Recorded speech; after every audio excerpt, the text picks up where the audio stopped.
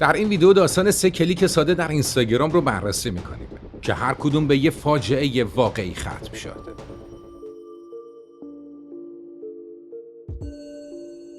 اگه تو سال 2017 توی اینستاگرام فعال بودین، احتمالاً با این چهره ترسناک روبرو شدین. گونه‌های فرو رفته، پوستی شبیه به جسد، بینی سربالا و عجیب و چشمایی بیروح که برای جمجمه‌ای که تو اون قرار گرفتن خیلی بزرگ به نظر میرسن.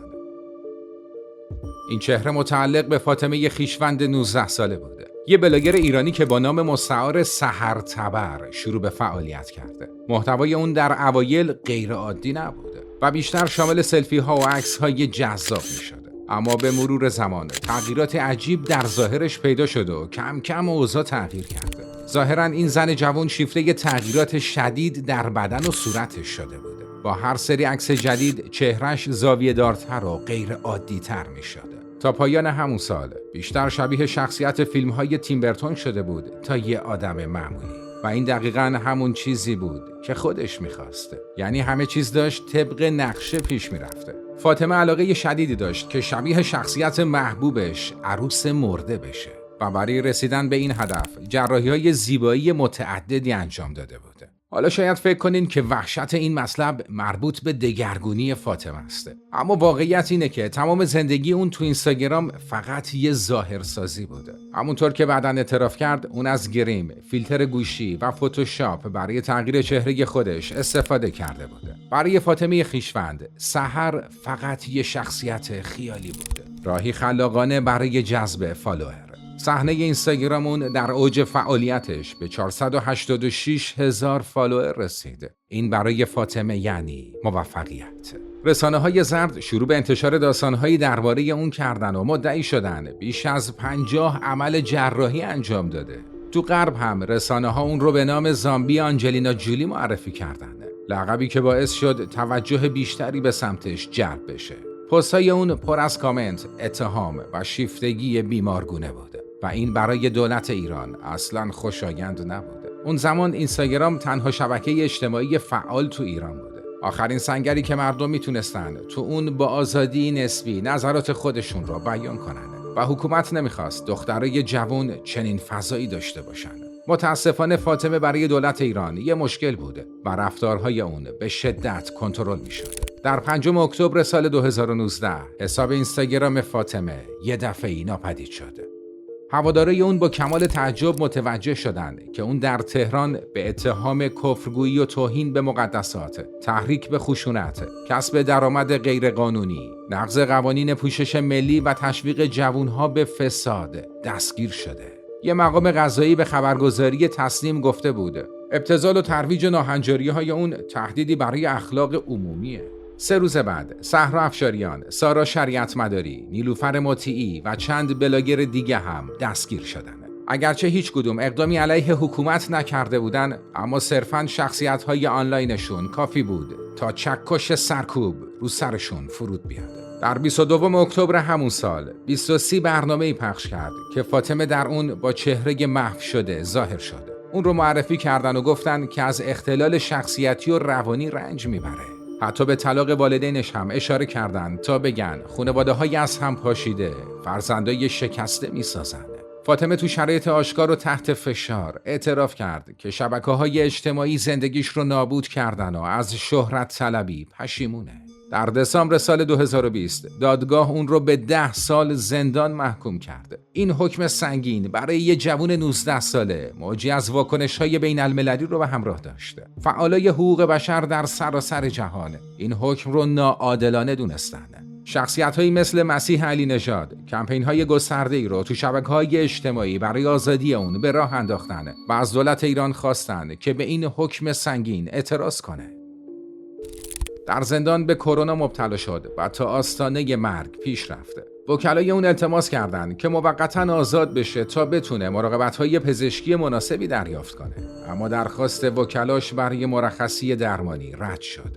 فشار افکار عمومی جهانی روز به روز بیشتر می‌شد و در نهایت بعد از 14 ماه و تحت فشار شدید افکار عمومی نیمی از اتهام‌های فاطمه لغو شد و حکم زندان اون به قرار وثیقه تبدیل شد. بعد از آزادی در مصاحبه تصویری پایگاه خبری رکنا حاضر شده و برای اولین بار چهره واقعیش بدون تغییرات نشون داده شده. همونطور که در تصاویر دیده میشد، عملهای زیبایی زیادی انجام داده بود، اما هرگز اون هیولای اینترنتی که همه فکر میکردن نبود. اون باز هم ابراز پشیمونی کرد و گفت: به زندان رفتم در حالی که سحرتبر بودم، اما به عنوان فاطمه خویشوند بیرون اومدم.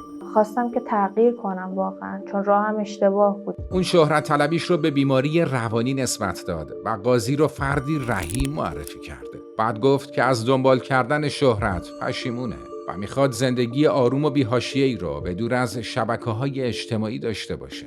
از اون به بعد زندگیش واقعاً به سکوت گذشته. بعد از اون مصاحبه فاطمه دوباره ناپدید شده. این باعث شد که میلیون‌ها نفر از خودشون بپرسن که چی به سر اون اومده. آیا واقعاً آزاد شده یا اینکه همچنان زندانی سیاسیه؟ شاید هم مثل حساب اینستاگرامش برای همیشه حذف شده باشه. ایران همچنان به طور گسترده شبکه‌های اجتماعی رو زیر نظر داره. بین سالهای 2011 تا 2023 دست کم 1300 نفر به خاطر انتشار محتوای آنلاین بازداشت شدند. عمدتاً به این دلیل که خودشون رو در حال رقصیدن با پوشش غیر رسمی نشون میدادن. خیلی از اونها به جریمه‌های سنگین، زندان و یا حتی شلاق محکوم شدند. شکی نیست که عکس‌های فاطمه خویشوند عجیب بودند، اما وحشت واقعی قوانین سختگیرانه ایران در مورد استفاده شخصی از رسانه‌های اجتماعی بود. اینستاگرام در سال 2022 در ایران مسدود شد.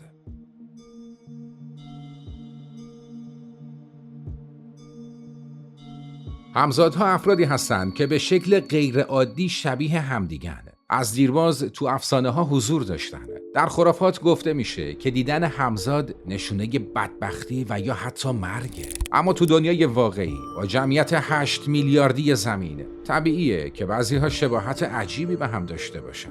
اما اگه این شباهت صرفاً یه اتفاق نباشه و دیدن همزاد به معنای حکم اعدام شما باشه چی؟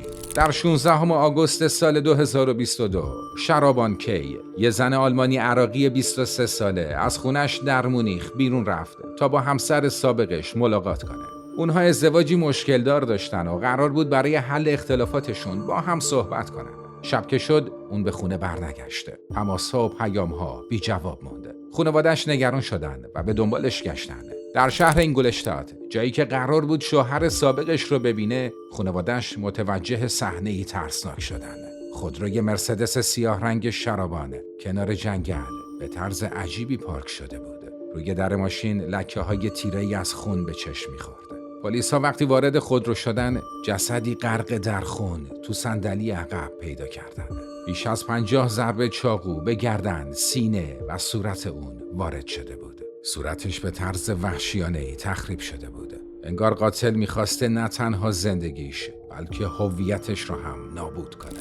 اونها ماشین و پلکش رو بررسی کردند و متوجه شدند که ماشین به نام شرابان کی ثبت شده، اما هنوز به تایید نهایی نیاز داشتند. بنابراین اونها ماجرا رو برای والدین شرابان توضیح دادند و از اونها خواستند تا جسد دخترشون رو شناسایی کنند. با اینکه صورت زن جوان کاملا محو شده بود، نگاهی به موها، هیکل، پوست زیتونی و لباسهاش انداختن و گفتند که شکی در اون نیست، این جسد دختر ماست. سوءظن به شوهر سابق شرابان افتاد که ظاهراً آخرین کسی بود که اون رو زنده دیده بود. با این حال سرنخ خیلی زود با اعلام خبر تکان دهنده پزشکی قانونی از بین رفته. آزمایش دی ان ای یا اثر انگشت تایید کرده که این جسد شرابان کی نیست. از طریق آزمایش‌های پزشکی قانونی، قربانی بعداً به عنوان خدیجه او، یک وبلاگ نویس زیبایی 23 ساله الجزایری از منطقه هالبورن شناسایی شد. اون همون روزی که جسدش پیدا شد،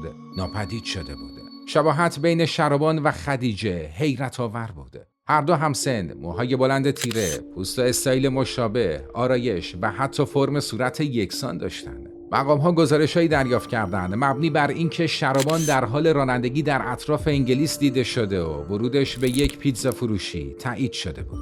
کمتر از 48 ساعت بعد کاراگاه‌ها اطلاعیه‌ای منتشر کردند که اونها شرابان کی و دوست پسرش شاکر کی رو به ظن قتل دستگیر کرده بودند. بعد از دستگیری این دو نفر، کاراگاه‌ها شروع به بررسی تلفن‌های همراه اونها کردند. اونها خیلی زود فهمیدن که شرابان حسابهای کاربری جعلی متعددی در اینستاگرام ایجاد کرده و خودش رو به عنوان زن و مرد برای غریبه‌ها در دایرکت معرفی کرده. البته نه هر غریبه‌ای، بلکه دخترایی که شبیه اون بودن. بازرسا میگن که تو هفته‌های قبل از قتل شرابان با استفاده از چند پروفایل جعلی با خدیجه ارتباط گرفته. اول اون خودش رو به عنوان مردی که تهیه کننده موسیقی معرفی کرده و گفته که خدیجه ظاهر ایدئالی برای حضور در یک موزیک ویدئوی رپ جدید داره. اون حتی جزئیاتی در مورد محل فیلمبرداری احتمالی در آفنبرگ هم ارائه داده. خدیجه که به این پیشنهاد مشکوک شده در اینستاگرام به خواننده واقعی یعنی لونا پیام داده و لونای واقعی تایید کرده که این پیشنهاد یه دروغه. وقتی این تلاش‌ها بی نتیجه مونده، شرابان تاکتیک خودش رو تغییر داده. بار دوم شرابان در نقش یک آرایشگر زن ظاهر شده و به خدیجه پیشنهاد داده که در ازای تبلیغ سالنش یک خدمات زیبایی رایگان دریافت میکنه. این دفعه پیشنهاد واقعی و مطمئن به نظر میرسه و در نتیجه خدیجه موافقت میکنه که با اون ملاقات کنه. در 16 آگوست سال 2022 شرابان همراه دوست پسرش شاکر خدیجه رو سوار خودرو کردند. اما به جای رفتن به سالن زیبایی اون رو به جنگلی بین انگلشتات و هایلبرون بردن. در اونجا اون رو با 56 ضربه چاقو کشتن و چهرش رو تخریب کردن تا هر گونه تفاوتی بین قربانی و قاتل رو پنهان کنند. هدف شرابان روشن شد. اون میخواست همه باور کنند که خودش مرده. با این کار شوهرش مظنون اصلی میشد و اون میتونست همراه با دوست پسرش زندگی جدیدی رو شروع کنه. اما اون یه چیز ساده رو در نظر نگرفته بود. پلیس آزمایش DNA انجام میده. علاوه بر این اونها به فکر گزارش مفقودی خانواده خدیجه نیفتاده بودند. در نتیجه خانواده خدیجه به سرعت گزارش مفقودی اون رو دادن. تحقیقات بیشتر فاش کرد که شرابان حتی برای کشتن برادر شوهر سابقش هم به یک قاتل قراردادی 5000 یورو پیش پرداخت داده بوده. فقط چون برادر شوهرش مخالف طلاق اون بوده. خوشبختانه این نقشه عملی نشد. همچنین مشخص شد شاکر تو زندان تلاش کرده بود کسی رو اجیر کنه تا شاهدای پرونده رو از بین ببرن. دادگاه از سال 2023 شروع شده و تقریباً 1 سال به طول انجامید. دادستان‌ها نشون دادن که شرابان بارها به دنبال همزادهاش تو اینستاگرام بوده و خدیجه رو همزاد ایدئال خودش نامیده. در ژانویه سال 2025 دادگاه شرابان و شاکر رو به حبس ابد محکوم کرده. قتل اونها به عنوان قتل با شدت خاص طبقه بندی شده. یعنی آزادی مشروط که معمولاً بعد از حدود 15 سال در آلمان در نظر گرفته میشه، شامل حال اون 2 نفر نمیشه. این پرونده یادآوری تلخیه از اینکه چطور شبکه‌های اجتماعی میتونن به زمین شکار برای افراد بیرحم تبدیل بشن. درک اینکه کسی در حال گشتن میون پروفایل ها باشه، چهره ها رو مقایسه کنه و به خودش بگه این یکی میتونه به جای من بمیره، خیلی سخته.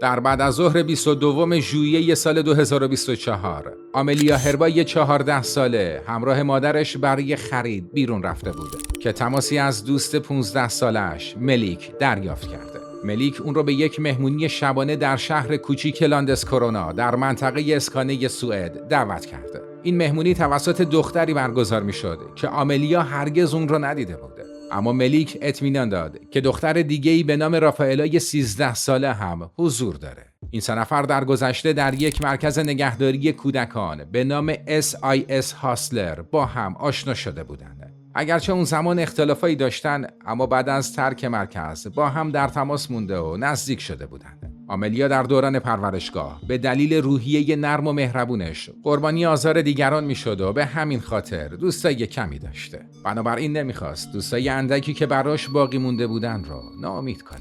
مسیر آملیا طولانی بود و باید با یه اتوبوس و 2 قطار به اونها میرسید. اون که تازه کمتر از 10 روز پیش به خونه جدید مادرش نقل مکان کرده بود، تصمیم گرفت بره. قبل از رفتن در پیامکی به مادرش نوشت: مامان ببخشید که به خاطر استرس رفتار بدی داشتم.